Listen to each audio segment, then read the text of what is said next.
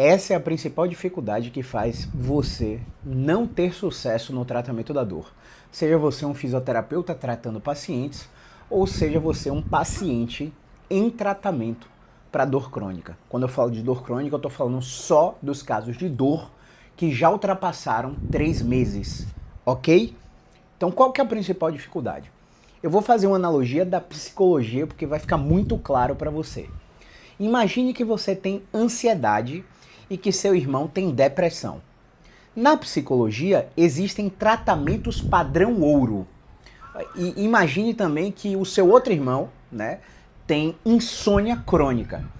Então, na psicologia, para a depressão, a gente vai ter um padrão ouro de tratamento chamado ativação comportamental. DUS, tá?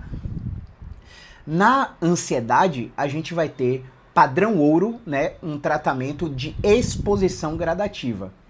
Como que seria essa exposição? A gente vai fazer um SUD, onde a gente vai fazer de 1 a 10 entre situações que geram muita ansiedade e menos ansiedade. E a gente vai colocar de 1 a 10 a situação que gera menos ansiedade, depois a segunda situação, a terceira situação, até a 10ª situação, que, por exemplo, o medo de barata, seria uma barata voadora entrando aqui na sala. A situação número 10. Mas a situação número 1 é uma barata de plástico. Então existe um nível num gráfico que a ansiedade responde, onde se você ficar em contato com a barata, você vai ter um pico de ansiedade, pode até desenvolver uma síndrome do pânico, mas não vai ultrapassar aquela barreira. E com o passar do tempo na exposição, essa ansiedade vai diminuindo, até o seu cérebro entender que você não está mais sob ameaça. Que aquela ameaça potencial eram só seus pensamentos automáticos, seu sentimento de nojo e por aí vai. Dou uma elucidada clara aqui, tá? Vamos às vias de fato. O seu outro irmão que tem depressão, e tem que fazer ativação comportamental, nada mais é do que fazer mesmo sem ter vontade. Ah, eu não tô com vontade de levantar da cama, mas a gente combinou que você ia levantar da cama, para escovar o dente 2 vezes no dia. Coisa simples, né? Mas para pacientes com depressão é bastante difícil. Já o outro irmão que tem insônia, o tratamento padrão ouro é terapia cognitivo-comportamental para insônia. Para a gente ensinar para o paciente como fazer a higiene do sono. Quais são os 10 passos, os 10 comportamentos e atitudes que fazem com que esse paciente regule o sono. E por que eu falei de psicologia aqui agora? Porque tudo isso tem uma relação direta e muitas vezes até causal com dor crônica. E aí onde é que mora a dificuldade, tanto do paciente quanto do profissional? De entender que um paciente não vai chegar só com ansiedade. Ele vai chegar com ansiedade mais TDAH, ele vai chegar com ansiedade mais depressão, ele vai chegar com depressão mais ideação suicida. Entende? O paciente é uma caixinha de surpresa que nunca vem com uma coisa só como a gente estuda no livro. Dentro da psicologia, a gente vai chamar isso de modelo transdiagnóstico. Basicamente, a gente vai atuar com a terapia baseada em processos até em pacientes que não têm diagnósticos, mas têm queixas. Apresentam sinais e sintomas que não são conjuntos de características de um diagnóstico pelo DSM, por exemplo. Então, se a gente pegar a depressão lá, vai ser 5, 6, 7, 8 características.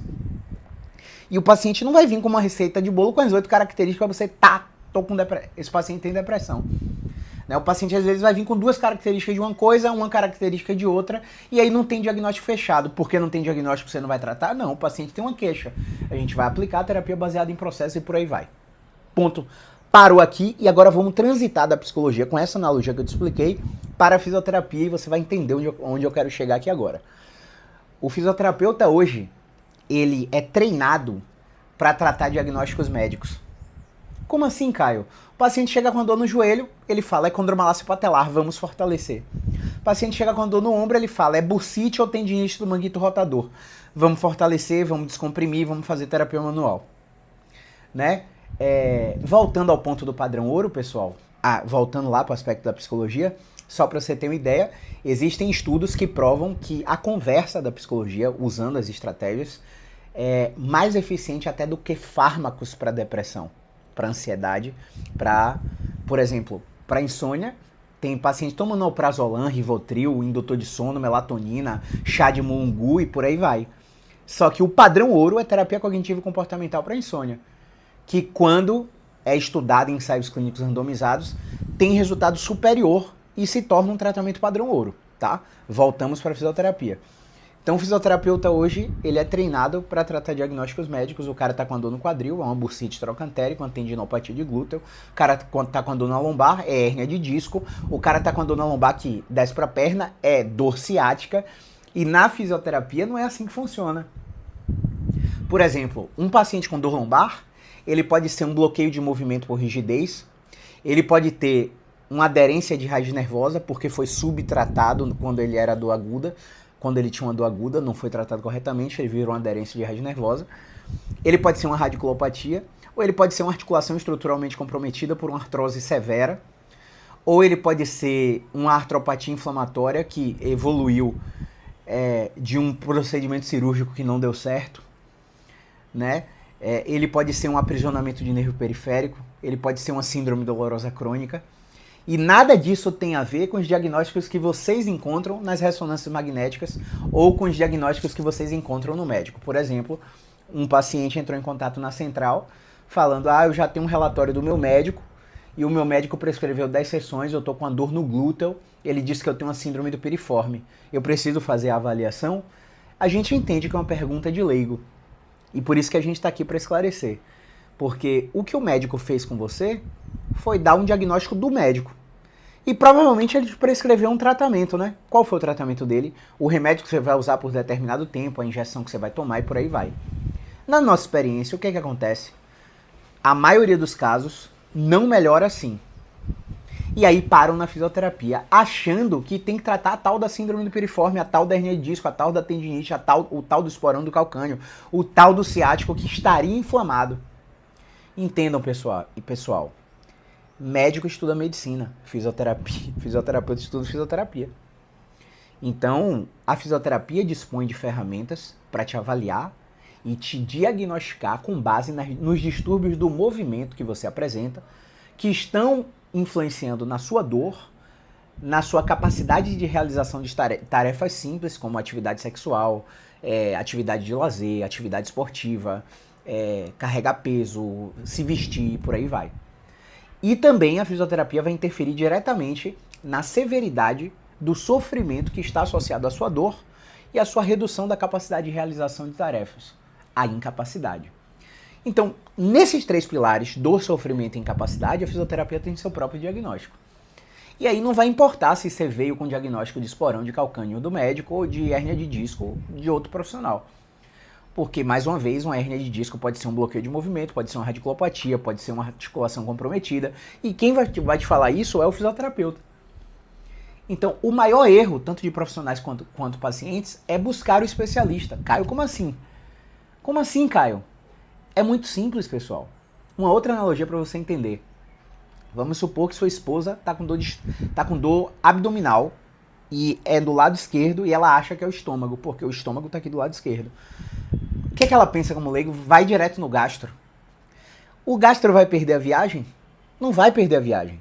Ele vai fazer endoscopia, vai botar um omeprazol, vai pedir mais exame de sangue, vai pedir um bocado de coisa, que na maioria das vezes é desnecessária, porque se você submete 1000 pessoas que não têm dor de estômago a uma endoscopia, você vai achar 70 ou 80% de alterações na mucosa gástrica que não são sintomáticas. Só que como o exame está dizendo lá que tem um problema, você já começa a catastrofizar aquilo, ficar hipervigilante, mudar estilo de vida, tomar remédio desnecessário. Só que você não tinha sintoma, entende? E aí a gente vai para os meses coloridos, novembro azul, outubro rosa, que a iniciativa tem uma ideia brilhante. Mas no grande rastreio que a população faz, a saúde, a medicina, a fisioterapia começa a transformar saudáveis em doentes, baseados nos diagnósticos de exame complementar e de exame de imagem que eles encontram. Só que na maioria das vezes o paciente não tem sintoma, não tem o que tratar, entende? Voltando ao aspecto da fisioterapia, voltando ao aspecto da fisioterapia, o erro está em procurar o especialista, porque se você não fosse no gastro, se sua mulher não fosse no gastro e fosse num clínico geral, o clínico geral ia fazer a propedêutica normal de um médico clínico, ia investigar talvez um cálculo renal, ia pedir uma ultrassom de vias urinárias, ia confirmar o cálculo e você ia sair dali pro nefro. O nefrologista ia fazer uma litotripsia e acabou sua dor abdominal. Só que você julgou que você sabe, que você, todo mundo de médico e de louco tem um pouco, né? Você julgou que você sabe o que você precisa. E aí você foi direto no gastro, foi em 2, 3 gastros. Aí tomava remédio, melhorava, passava, acabava o remédio, a dor voltava. E ficava nesse ciclo vicioso. Só que na fisioterapia é pior ainda do que na medicina. Porque quando você perde a janela para tratar uma dor crônica no início, quando passou de 3 meses, fazendo tratamentos desnecessários, indo em especialistas desnecessários, você abre a janela para cronificar ainda mais o seu problema, tornar o seu caso cada vez mais complexo e por causa disso o seu nível de incapacidade sobe e a severidade do seu sofrimento aumenta também. Então, sem saber, você está ajudando a piorar o seu quadro.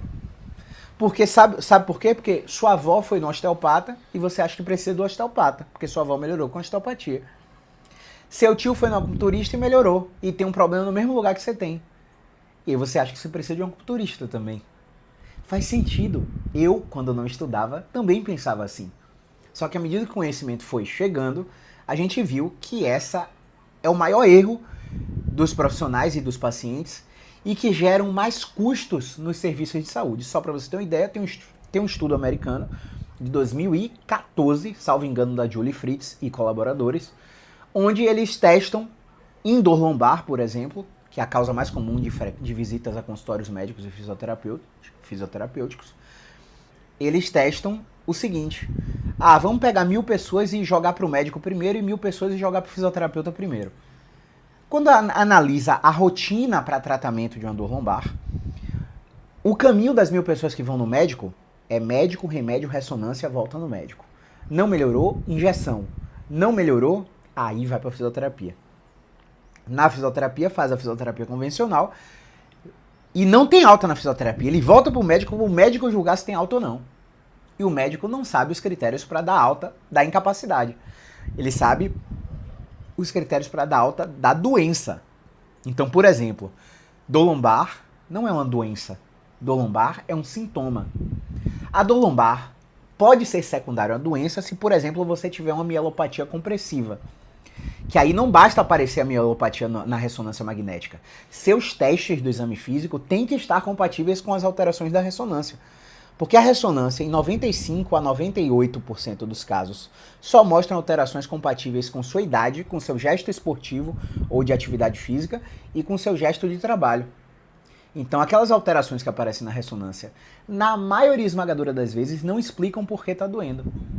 E aí o grupo de 1000 pessoas que foi para o caminho de ir no fisioterapeuta primeiro, foi diagnosticado na fisioterapia, foi tratado na fisioterapia e teve alta na fisioterapia e, pasmem, o custo efetivo total do tratamento no grupo que foi para fisioterapia direto foi $700 mais barato. $700, converta para real aí agora, velho. Tá $5,68. Então, posso estar pecando aqui, não lembro a última vez que eu olhei. Cara, é muita grana que você economiza. E não é porque a gente é melhor que o médico, não. É porque a maioria das condições de dor crônica são musculoesqueléticas. São movimento dependentes. Então a gente tem que selecionar qual é o grupo de movimentos para você melhorar ao longo do tempo. E quanto tempo você vai melhorar? Depende do diagnóstico. Existem diagnósticos que você melhora em 3 meses, existem diagnósticos que você melhora em 6 meses, outros diagnósticos você melhora em 12 meses, outros diagnósticos você melhora até em 24 meses. Outros diagnósticos, a sua chance de melhorar é muito pequena. Ou seja, nesse que a chance de melhorar é muito pequena, o que é que a gente faz? A gente testa por 6 semanas, 6 a 12 semanas e reavalia. Se tiver havendo melhora, a gente segue o tratamento. Se não tiver havendo melhora, a gente encaminha para possibilidade de avaliação e risco cirúrgico. Então, a mensagem é muito clara. O que está acontecendo na psicologia já acontece na fisioterapia há anos e profissionais não têm um olho clínico para identificar. O paciente da fisioterapia, ele não vem só com hernia de disco. Ele não vem só com bloqueio de movimento. Ele vem com obstrução mecânica, ele vem com a radiculopatia junto. Às vezes vem a radiculopatia com articulação comprometida. Às vezes vem um aprisionamento do nervo periférico com a síndrome dolorosa crônica. Às vezes vem um quadro inflamatório com a síndrome dolorosa crônica misturada. E aí essa análise transdiagnóstica, que pode acontecer em um paciente, pode chegar para mim com 3 diagnósticos. Eu nunca vi com 4. mas já chegou para mim com 3 diagnósticos. E aí? Onde que está o erro? O erro é o profissional estar treinado para olhar uma coisa de cada vez. Para identificar só uma coisa. E quando aparecem coisas misturadas, ele, ai meu Deus, não sei qual é o diagnóstico. Eles não trabalham com um modelo que a gente chama que é hipotético-dedutivo, onde dos 18 diagnósticos prováveis que você pode ter se você tem dor há mais de 3 meses, nunca é a mesma coisa, não é porque apareceu no exame uma coisa parecida com o da sua tia que o seu tratamento vai ser o mesmo, o seu tratamento vai depender das características clínicas que você apresentar. Você, indivíduo, sua dor é individual, seu tratamento precisa ser individual, precisa ser específico. Nunca vai ser igual. Então hoje eu atender 5 pacientes online. Dos 5, 4 têm dor lombar. Os 4 com dor lombar recebem técnicas completamente diferentes, via teleconsulta. Todas são baseadas em exercício, mas são movimentos totalmente diferentes entre os 4 pacientes. Você entende? Então, por onde começar? Eu deixo essa reflexão. Você tem segurança? Quando vier uma apresentação, eu arrisco a dizer ainda mais. Ó, o paciente que você está atendendo aí agora, que você acha que tem um diagnóstico, você só não descobriu o segundo ou o terceiro porque você não tem olho clínico para analisar as características. E você precisa treinar esse olhar clínico. Então hoje o que a gente tem base em evidência não é se prender a nenhuma técnica ou metodologia. É estimular o pensamento crítico reflexivo através da análise de artigos científicos. E aí eu já faço um disclaimer aqui. Não basta você saber inglês e traduzir o artigo que convém ou confirma a sua crença. Você tem que saber que 80% dos artigos publicados são em revistas predatórias e tem metodologia científica extremamente ruim. Ou seja, não há aplicação translacional da ciência para a prática. Então, gente, a gente não está falando de uma coisa óbvia que é um teste de paraquedas onde você não vai fazer um estudo e soltar uma pessoa para pular de 20 andares, um grupo sem paraquedas e o outro com paraquedas. Existe a plausibilidade do paraquedas salvar a vida de todo mundo, então a gente não testa isso. A gente está falando de dor crônica. Então a gente não pode oferecer para o paciente o que não tem comprovação de que funciona. E a gente está vendo aí pacientes fazendo ozonioterapia retal, velho. Para hérnia de disco inflamada, para tirar a bactéria, para limpar o sangue. Fizeram para coronavírus. Não há evidência. E outra, as evidências presentes mostram que ozonioterapia só funciona na odontologia para alguns procedimentos. Existem pacientes que estão fazendo liberação miofascial adoidado. Ai, Caio, mas eu melhoro quando eu faço a liberação, é tão gostoso. Gente, se você olhar agora o Instagram do Ben Cormack, que é o @Corkinect, né, um fisioterapeuta britânico, ele acabou de fazer um react de um paciente, que não está identificado, obviamente, no vídeo, fazendo uma liberação miofascial de panturrilha e gritando, urrando de dor. Isso não é tratamento. E se você sente um alívio, é um alívio paliativo mediado pelo toque. Gente, o toque é terapêutico. Quando você toma uma topada, você não corre para alisar o lugar que bateu? Por que você tem esse reflexo? Porque primitivamente, neurobiologicamente, a gente sabe que o contato na região da pele despolariza canais de cálcio, ou seja, nossos receptores. Esses nociceptores mandam informação nervosa através dos nervos periféricos até o corno posterior da medula. O corno posterior da medula leva esse impulso até os interneurônios excitatórios e ou inibitórios lá no bulbo rostroventral medial, no tálamo, no hipocampo, em várias estruturas do sistema nervoso central. E ali, em frações de milissegundos, você vai decidir, o cérebro vai decidir se aquele estímulo é benéfico ou é maléfico. No caso do toque, a sua memória afetiva é de quê? Sua mãe fazendo cafuné quando você era bebê. A sensação era o quê? Boa. Então sua memória afetiva vai fazer com que aquele toque seja analgésico momentaneamente.